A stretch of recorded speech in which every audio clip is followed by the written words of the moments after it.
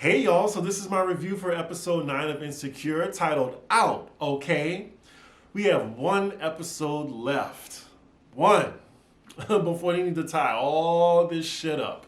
I still don't know if we're getting an hour series finale, a 40-minute series finale, something. We'll find out next week, I guess. But we open up the episode again with Nathan and Issa, and this time they're looking at places. This place that they're at right now looks like it's the perfect place. They're talking about all the things they could do with it. They're all lovey-dovey, so then they're settled on it. They love the place. So then they ask the realtor for an application. He's like, ooh, I just rented it out 5 minutes ago. But y'all look so happy, I just didn't want to say anything. And then they go off on them. Enter title card Insecure. Now see, I would have whooped his ass. Seriously. Or I would have forced him to get back on the phone with them and renege the offer. Because ain't no way. But anywho, next scene, we're at Molly's place of business. So it's Molly and her colleagues, and then Taurean is walking up to them, and they're just asking, oh, like, why were you in the boss's office this early? He's very coy about it. Then he tells them that he made partner. And then Molly goes and hugs him immediately, to which the other two are like, huh. They could already spot the body language already. But Molly tries to play it off, but unfortunately, they ain't fooling nobody, because the two women were like, they fucking. Ugh, I love Taurean and Molly together. I hope they work. I hope they work. So next scene, we're with Lawrence and his little mini friend Chad. Chad is so funny. He's like a male version of Kelly. And I've noticed he kind of buffed up a little bit. He looked like he about a smooth 5'7", a little cute verse bottom. So they're talking about going to Derek and Tiffany's going away party, and Lawrence is like, nah, I'm not gonna go. Issa's gonna be there. And Chad is like, okay, why? I mean, it seemed like you didn't fight for her, so it must be peaceful between y'all. And then this has Lawrence thinking to himself, wait a minute, you don't think I fought for Issa? And then he tells him about his experience trying to get his wife back, and he's like, I did everything in my power to get her back. So now the seed is planted in Lawrence's head. Here we go. So now I guess he's gonna go to the party after all. And side note, do y'all see Chad's eyebrow? Like, go back and look at it. So his eyebrow is fucked up. I can't believe they didn't catch that. Is that supposed to be intentional? I just realized Chad is just so cute. Again, Issa know how to pick them. Really, they're just some fine black men on this show. Damn, so we're jumping right into it. Thank you, Insecure. And they're at Tiffany and Derek's going away party. So now we have Issa and Nathan entering the party all lovey-dovey. I'm expecting everybody to show up for this party. Like everyone who's even been on Insecure. I feel like the only people that's not going to be at this party is Jared and Daniel. Okay, so we with the girls and Tiffany's dress?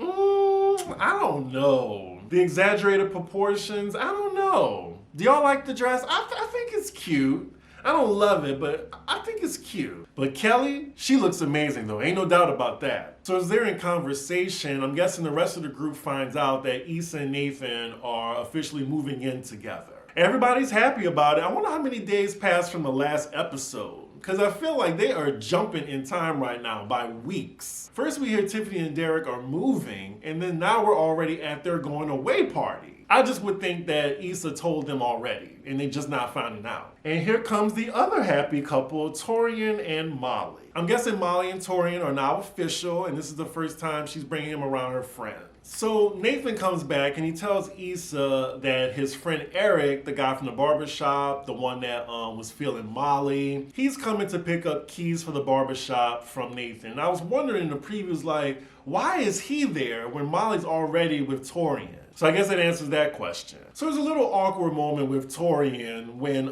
Derek says, oh, you have to give us a gift, because he has a little box in his hand. So then Taurean looks around and he sees kids and he's like, oh, this is trash. When it's actually a box of edibles. And he tells Molly, well, it looks like it's just not that type of party.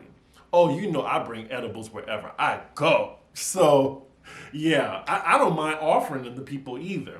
Anyway, Molly tells him in private, like, oh, I'll take an edible with you. So they take it together, and I just feel that things are going to get a little bit crazier later. They are so cute together. I love it.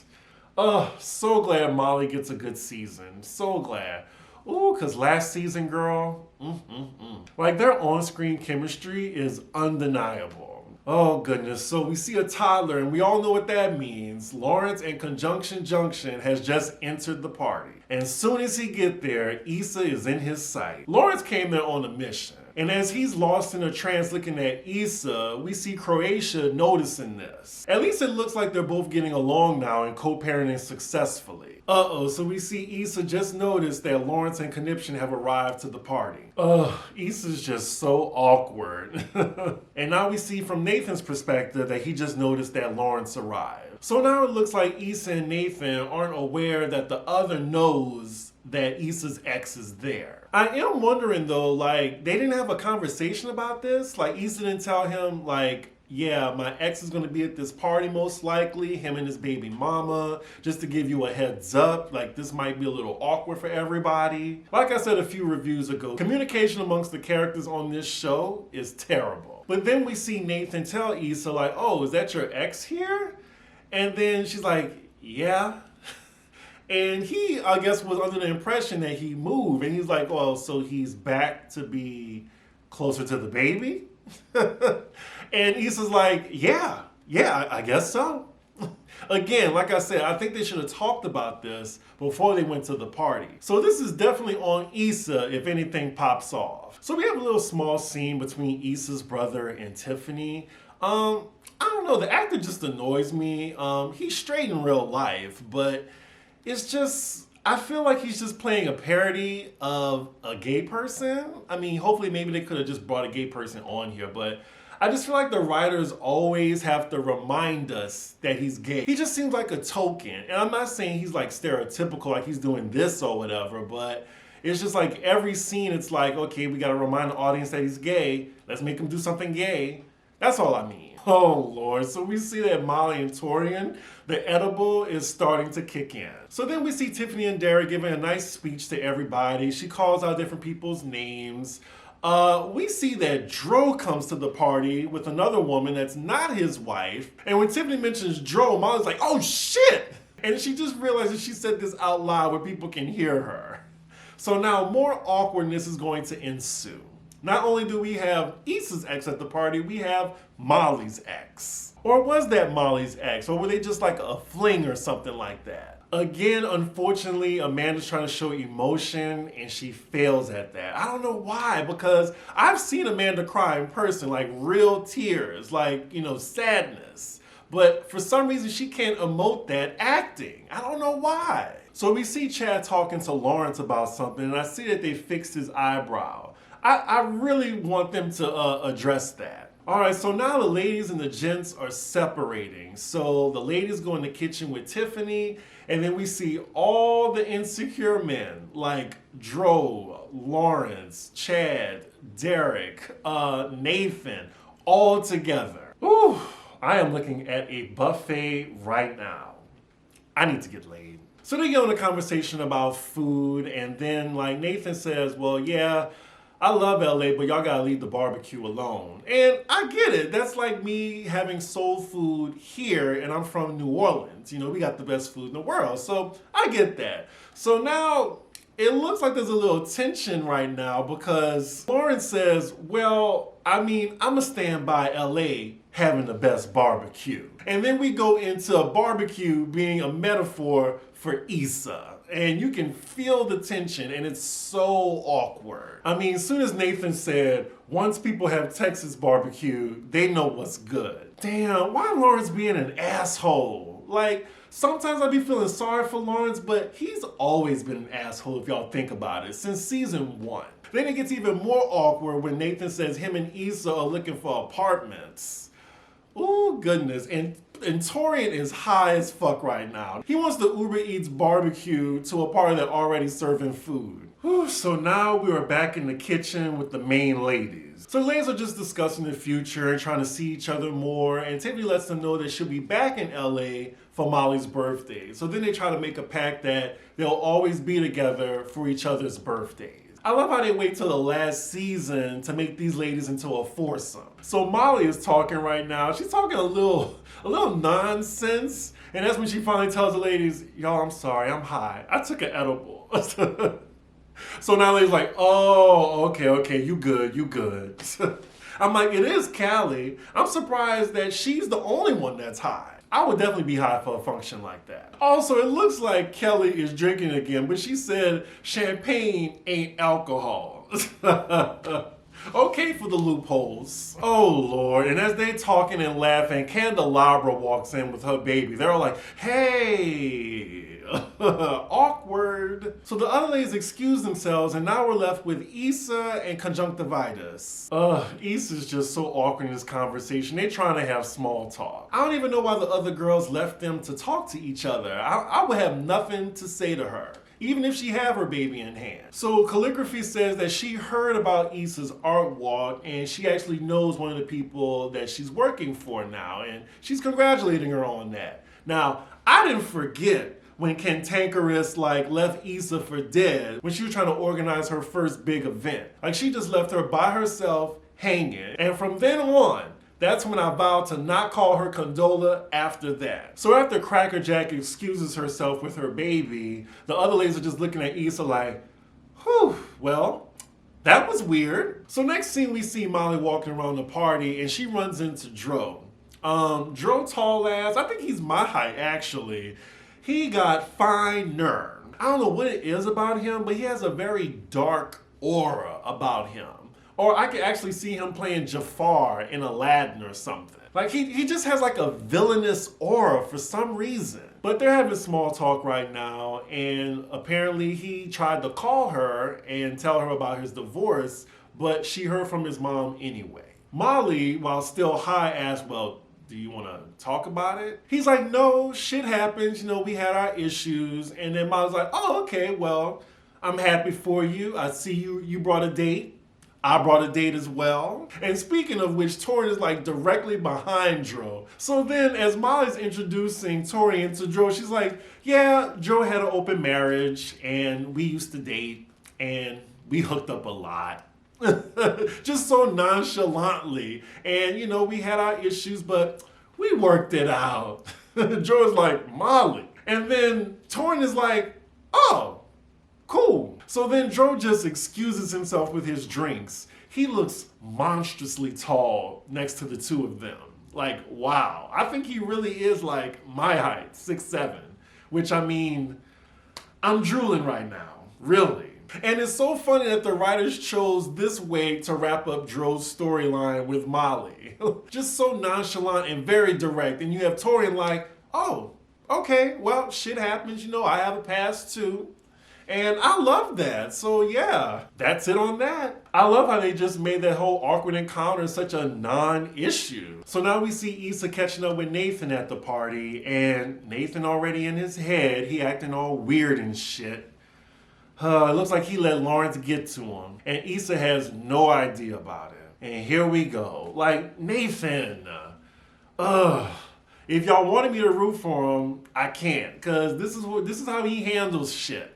Doesn't communicate anything to Issa, lets him know what's on his mind right now, that he's not feeling Lawrence being at the party. So now we're back with Lawrence and Kawabunga, and she's telling him that, she talked to Issa and it went good. It was brief, but I just don't want to have awkward energy with people. So she says that the baby's ready to leave, and Lawrence offers to go with her, but she says, oh no, you should stay. This is going to be the last time you probably see them all together. And I'm thinking Confucius is giving Lawrence the opportunity to talk to Issa, when in actuality, Lawrence should have took his ass home right with her and the baby. So as Chromosome leaves with the baby, we see Lawrence, staring at Issa, and it looks like he's definitely going to confront her at this party. So next we see Nathan outside meeting his fine-ass friend he worked with at the barbershop. And, Nathan's venting to him saying, how Issa's ex is at the party and, talking about barbecue and shit. And his friend says, man, you can't be letting motherfuckers talk to you like that. We could go in there and wreck shit up right now. And I'm like, hold up. I remember from the other episode when y'all's coworker was talking to Nathan all reckless, was in his face, and also said to him verbatim, why y'all listening to his crazy bipolar ass? And Eric didn't say anything. He was silent. But now he has Nathan's back? Okay. But Nathan tells him no, he's not going to do nothing reckless. He's just going to try to keep it cordial. So now we're back with Molly and Taurean, who are still very high. So then it looks like they have the munchies really bad. So then they find the room with all the food the waiters are passing around, and they just go ham.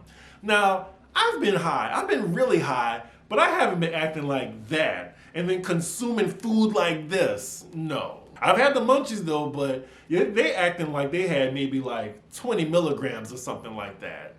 Normally, one gummy is 10 milligrams. I don't know what they got. So now when the waiter comes back in, they go and hide in the pantry. But as they're hiding, they're just laughing and giggling at each other. And Taurean's just saying he's having a really good time with her. So then Molly just has a look of concern on her face, and Taurean notices it, and he asks her like, what's wrong? And she says, well, I'm just having such a good time with you. And when I make a connection with guys, normally later down the line, I fuck it up. And she's just nervous that maybe he'll get tired of her or leave her, and it's really going to hurt when he does it. Oh, and he tells her, you know what? I used to hate you, but now I really like you, and I will not get tired of you, Molly. As he looks her in the eyes, oh, they're so perfect together. I love this. Just kiss her. Kiss her. And then we finally get the Molly sex scene we deserve. They start fucking in the pantry. I'm here for it. And they hide too? I'd love for that to happen for me. I'm really surprised nobody walked in on them. So now we're with Issa, and she's walking back up to the party. She runs into Lauren. She's like, oh! She's so awkward. I should talk because I'm just as awkward. So they finally meet face to face at the party. And of course, it's at the very end of the episode. And I'm sure Lawrence is going to tell Issa how he's feeling. So the first thing he brings up to Issa is, why did she call him a month ago? And she tells him that it was a mistake. She clarifies that she meant to call him, but she said she shouldn't have called him. Here we go. So Lawrence was saying because when you broke up with me, I totally understood it. I was moving, I had a baby on the way.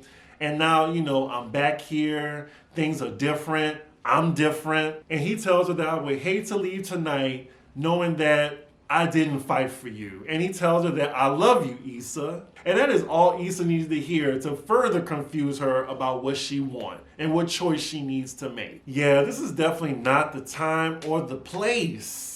He got balls for doing this, especially knowing Nathan is there. I think I jumped the gun a bit when I said Lawrence tells her he loves her. Before that, he asks her, are you happy? Yes or no. Because then he tells her, because I'm not happy when I'm not with you. Then he tells her, I love you, Issa. Damn, and right after Lawrence says I love you, Nathan walks up and asks what's going on. Issa then says, oh, nothing. I was just throwing some trash away. Oh my God. Lawrence should have just left it alone right then and there. He says, no, we were having a conversation, man. Issa's like, no, we weren't. And then Nathan's like, what the fuck you doing, bro? Issa's just trying to leave right now with Nathan, but Lawrence keeps talking. He was just like, we were just talking, man. Calm down. And then Nathan's like, I'm calm, but I could turn up if need be. And then now Lawrence is pushing his chest up saying, well, if you come in my face, it's going to be a problem. Oh my goodness. Now Issa's in between two guys fighting over her. It's getting louder. Other guests in the party are noticing. Molly and Taurean are just coming out fresh from fucking. Oh my God. So now they are now tussling right now. They haven't landed, but they tussling. Issa's in the middle. I'm nervous for Issa right now because it looks like she's about to get hit. So then Lawrence tries to charge at him, but then Taurean goes and holds him back. Issa tries to go comfort Nathan, and he jacks his arm away and he walks off. The whole party is standing still staring. This is so embarrassing. I blame this all on Lawrence. Molly then asks Issa, is she okay? And she's just looking around, and that is where the episode ends. Are you serious? How did they end on that? Well, the shit hit the fan, y'all. I mean, I saw that coming from a mile away. We knew they were about to come to blows at some point. I was hoping it would have got a little bit more dirty, like they were fighting on the ground. I really don't know who she should choose. Lawrence proves again that he was always an asshole. Nathan is just Nathan. He should have been talked to Issa, but then again, Issa should have told him that Lawrence was most likely coming to this event in the first place. And poor Tiffany and Derek, again, another party where Lawrence is acting out. Wow, and we only have one episode left, y'all, to see how they gonna tie it up. Like, who is she gonna choose? I don't even think Crenshaw is in the picture anymore. But I really hope, this is my prediction. I think that Issa's gonna choose herself. I hope she chooses herself. And I think someone is gonna die. I'm still sticking to that. I'm still sticking to that. We will talk about it in episode 10, which is going to air right after Christmas. This is light years better than episode 8. I thoroughly enjoyed this. I feel like the pacing was great, but damn, like, where do we go from here? Like, after this little fight that they had. I mean, I guess we'll find out. Please let me know your thoughts on this episode. Let me know who y'all think is in the wrong in this whole situation. Is it Issa's fault? Is it Lauren's fault? Is it Nathan's fault? I can't wait. I will see y'all for the next episode. Make sure y'all like, comment, and subscribe. Y'all have a Merry Christmas, and I will see y'all for the series finale. Okay, bye.